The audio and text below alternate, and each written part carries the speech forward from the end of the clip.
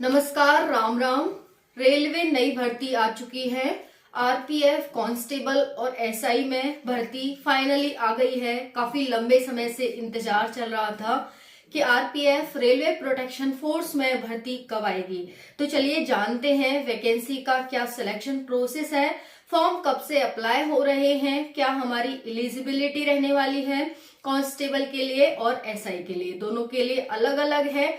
Syllabus के बारे में बात करेंगे और कट ऑफ के बारे में बात करेंगे कि आप कट ऑफ कितने मार्क्स ले आएंगे तो आपका सिलेक्शन हो जाएगा। चलिए स्टार्ट करते हैं।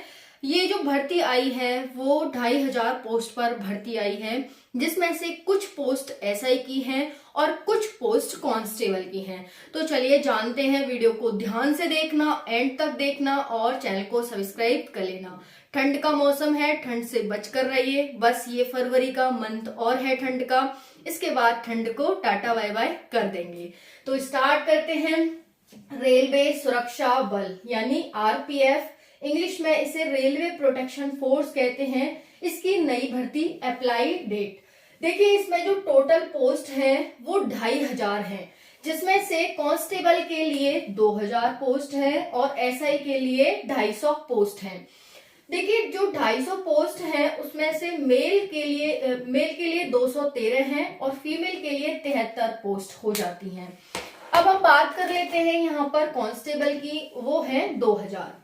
एज लिमिट की बात करें तो 20 से 25 वर्ष आपकी एज एसआई के लिए है और कांस्टेबल के लिए एज 18 से 25 वर्ष है। आपकी एज 1 जनवरी 2024 से काउंट की जाएगी।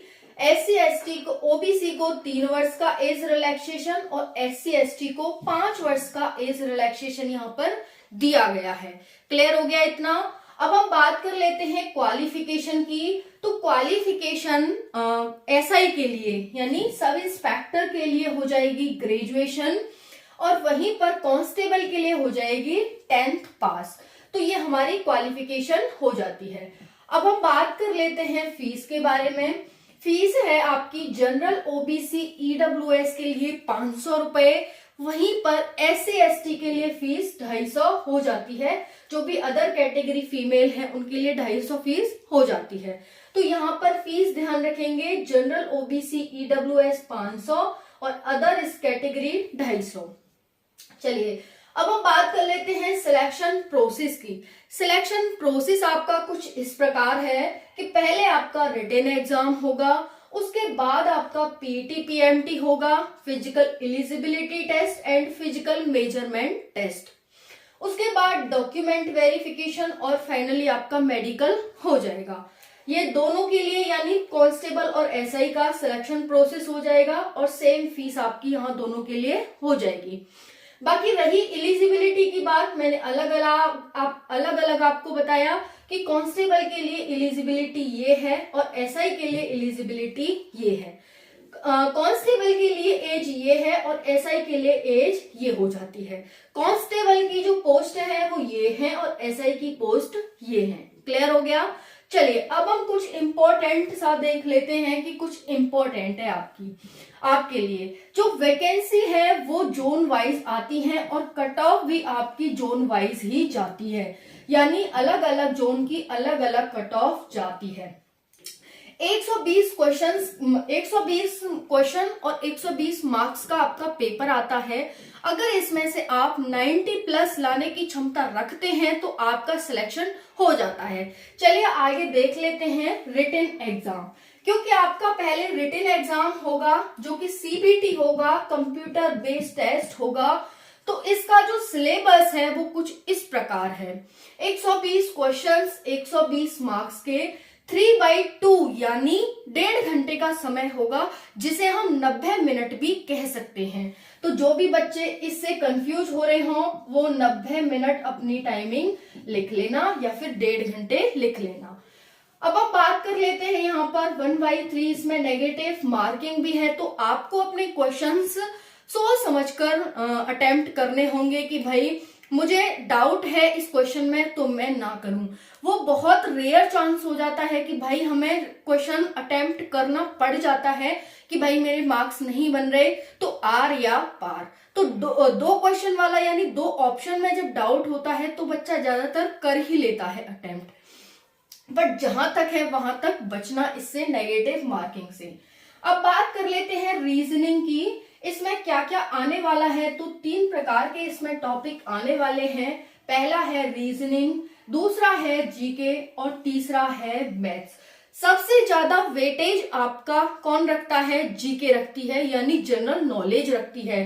तो आपको जनरल नॉलेज की जानकारी सबसे ज्यादा, ये यहाँ पर थोड़ा सा उल्टा हो गया है तो हम इसे सीधा कर लेते हैं। 50 क्वेश्चंस आपके किसके हो जाएंगे? जनरल अवेयरनेस के हो जाएंगे, और यहाँ पर 35 क्वेश्चंस मैथ के और 35 क्वेश्चंस रीजनिंग के हो जाते हैं। चूंकि एक क्वेश्चन 3 मार्क्स का है तो इस तरह से 120 क्वेश्चंस 120 मार्क्स के हो जाते हैं जी। ठीक है जी, चलिए आगे बढ़ते हैं। आपको ये समझ आ गया होगा अपना सिलेबस। अब हम बात कर लेते हैं, मन में क्वेश्चंस आ रहा होगा, उठ रही होंगी बहुत सारी हिलोरिकाएं आपके मन में कि भाई ये जो सिलेबस है ये है किसका, एसआई का है या कांस्टेबल का है? ऑब्वियसली आना भी चाहिए। तो ये जो सिलेबस है ना वो दोनों के लिए है। अब इसमें होगा क्या? कांस्टेबल के लिए 10th लेवल का सिलेबस होगा, यानी 10th लेवल का पेपर आएगा, और एसआई के लिए ग्रेजुएशन लेवल का। ठीक है जी, बाकी सेम यही रहने वाला है। अब हम बात कर लेते हैं फिजिकल की। फिजिकल भी दोनों के लिए अलग अलग है, ज्यादातर सेम है, कुछ अलग अलग है जो हम बात कर लेते हैं। तो देखिए पहले बात करते हैं रनिंग की। रनिंग ये जो पहले है वो एसआई की है, फिर कांस्टेबल की है। रनिंग 1600 मीटर की है एसआई के लिए 6.5 मिनट में, और कांस्टेबल के लिए 1600 मीटर की रनिंग मेल के लिए 5 मिनट 45 सेकंड में। ठीक है जी, यहाँ पर ये हो जाता है, यानी कांस्टेबल के लिए हमें टाइम कम मिलता है रनिंग में, और एसआई के लिए टाइम ज्यादा मिलता है, जबकि डिस्टेंस सेम होती है। सेम वहीं पर फीमेल के लिए 800 मीटर की रनिंग है एसआई के लिए 4 मिनट में, और 800 मीटर की रनिंग फीमेल के लिए कांस्टेबल के लिए 3 मिनट 40 सेकंड में। हाइट की बात कर लेते हैं, 165 सेंटीमीटर जनरल ओबीसी मेल के लिए, 160 मीटर एससी एसटी और 163 सेंटीमीटर जो गोरखा पहाड़ी वाले जो हमारे मेल कैंडिडेट हैं उनके लिए हो जाती है। ये सेम रहेगी एसआई के और कांस्टेबल दोनों के लिए, ये हाइट सेम रहने वाली है। अब हम बात कर लेते हैं female 157 centimetre general OBC female, SC ST female 152 centimetre, और जो गोरखा क्षेत्र वाली फीमेल है उनके लिए 155 सेंटीमीटर हाइट हो जाती है। अब बात कर लेते हैं लॉन्ग जंप की। 12 फीट एसआई के लिए है और 14 फीट कांस्टेबल के लिए मेल के लिए, 9 फीट फीमेल एसआई के लिए और 9 फीट सेम कांस्टेबल के लिए फीमेल के लिए हो जाती है। हाइट की बात करें तो 3 फीट 9 इंच एसआई के लिए और 4 फीट यहाँ पर कांस्टेबल के लिए, सेम 3 फीट 3 हो जाती है। और चेस्ट 80 से 85 जनरल ओबीसी और सॉरी 76.2 से 81.2 हो जाती है यहाँ पर जो एससी एसटी है इनके लिए, और 80 से 85 हो जाती है गोरखा क्षेत्र वाले मेल के लिए चेस्ट। फीमेल के लिए तो कोई चेस्ट होता ही नहीं है। तो यहाँ पर इस तरह से ये वैकेंसी आई हुई है, इसमें ज्यादा से ज्यादा संख्या में अप्लाई करें। बहुत ही अच्छी वैकेंसी है, कंपटीशन अच्छा खासा रहने वाला, एक तरह से पंचवर्षीय योजना जैसी ये वैकेंसी है, 5 वर्ष में एक बार आती है। काफी लंबे समय से इंतजार आप सभी कर रहे हैं और फाइनली अब ये भर्ती आ गई है। अब इसकी अप्लाई डेट की बात और आती है कि भाई अप्लाई कब से हो रहा है, तो इसकी अप्लाई डेट आप सभी को, हालांकि नोटिफिकेशन में जनवरी था, लेकिन आज मैं जब 16 जनवरी को ये वीडियो बना रही हूं तो मैं आपसे कह रही हूं कि इसकी अप्लाई डेट है वो आपको फरवरी में देखने को मिलने वाली है। जनवरी में आना मुश्किल है क्योंकि 26 जनवरी है और इस वजह से इसकी फरवरी फर्स्ट वीक या फिर मिड फरवरी तक आपको अप्लाई डेट देखने को मिल जाएगी। तो बस आप तैयारी स्टार्ट कर दीजिए जैसा कि ये सिलेबस है इसके अकॉर्डिंग। अब मैं कट ऑफ की वीडियो नई अगली वीडियो में लाऊंगी, कट ऑफ जो आपकी कितनी रहने वाली है, कितनी रहती है एसआई के लिए और कितनी कांस्टेबल के लिए। 2018 की जो भर्ती थी अब 2018 के बाद 2024 में भर्ती आ रही है, क्या क्या रहेगी बात करेंगे नेक्स्ट वीडियो में। तो जब तक देखते रहिए बाकी सभी videos. Thank you so much, जय हिंद।